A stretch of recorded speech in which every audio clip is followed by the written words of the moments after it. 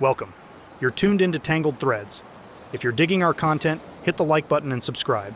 Thank you. Hey Reddit, I'm here because I need to get this off my chest. I'm Angel, and I'm 29, same as my husband, who I'll call Brett. We've been married for a few years now, and honestly, life's been pretty great. Brett's the kind of guy who's always there for you, Solid, dependable. But something happened recently, and I don't know what to do. So, a couple of days ago, I was at the grocery store, just picking up some stuff for the week, and, out of nowhere, I run into my high school sweetheart, Colin. It was so unexpected. We were like the it couple back in the day, but after graduation, life happened, and we went our separate ways. Seeing Colin again was weird. He hadn't changed much, still had that same charming smile and way of making me laugh. We decided to grab coffee at a little cafe down the road. It was supposed to be just a catch-up, nothing more. As we sipped our coffee, the conversation naturally drifted to our high school days. It felt almost too easy, slipping back into those memories. Colin chuckled, stirring his coffee. Remember the time we ditched class and drove to the beach on a whim? I laughed, the memory vivid in my mind. How could I forget? We thought we were so rebellious.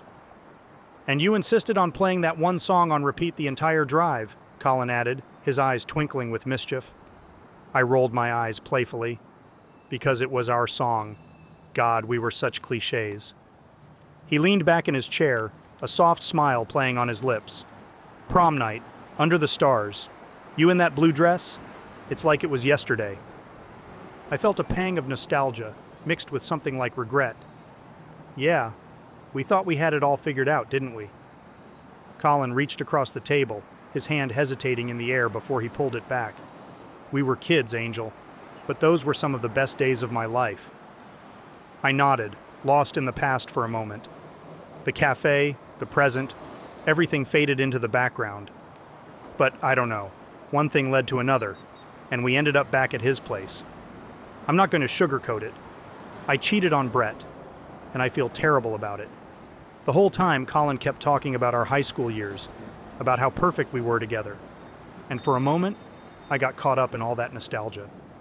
It felt like we were teenagers again, without a care in the world. Afterward, I went home to Brett, acting like everything was normal. But inside, I was a mess. Colin had stirred up all these old feelings I thought were long gone.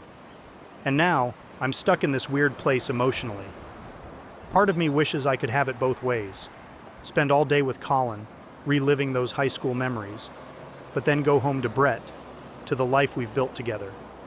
I know it's selfish and unrealistic, but that's how I feel. I haven't told Brett about what happened. I'm scared of ruining everything we have. Brett doesn't deserve this. He's been nothing but good to me. And now I'm here, lying to him and feeling guilty as hell. I keep asking myself if I should confess. Part of me thinks it's the right thing to do, but another part is terrified of losing him. I don't know if our marriage could survive something like this. The worst part is, I can't stop thinking about Colin. It's like he's all I can think about, and it's driving me crazy. I hate that I'm doing this to Brett. He's my husband, and he trusts me, and I've just gone and betrayed him for a few hours of living in the past. I guess I'm just really lost right now. I don't know if I should tell Brett the truth and risk everything, or keep it to myself and live with this guilt. I'm afraid no matter what I choose, things will never be the same again. Thanks for listening, Reddit. Any advice would be appreciated. Update. Hey again. So, things have taken a turn, and not for the better. After I posted last time, I decided not to confess to Brett about what happened with Colin. I thought I could just bury it and move on. But life has a way of messing up plans, I guess. The other day, I met up with Colin again. I know, it was a stupid thing to do after everything that happened. We just grabbed coffee at the same cafe as before. I told Brett I had a doctor's appointment. I thought I had everything under control. But as luck would have it, Brett decided to surprise me by showing up at the doctor's office to take me to lunch afterward. When he found out I wasn't there, he got suspicious. And guess where he went next? Yeah, the cafe. He saw me there with Colin. I didn't even notice Brett at first. He just stood there, watching us from across the room. When our eyes finally met, I felt my heart drop into my stomach. the look on his face. I'll never forget it. I peeked at my phone to see if he had texted me, and there was nothing. It was almost like the universe wanted Brett to find out. I tried to play it off, like it was just a chance meeting with an old friend. But Brett wasn't buying it. He left without saying a word. I knew right then I'd messed up big time.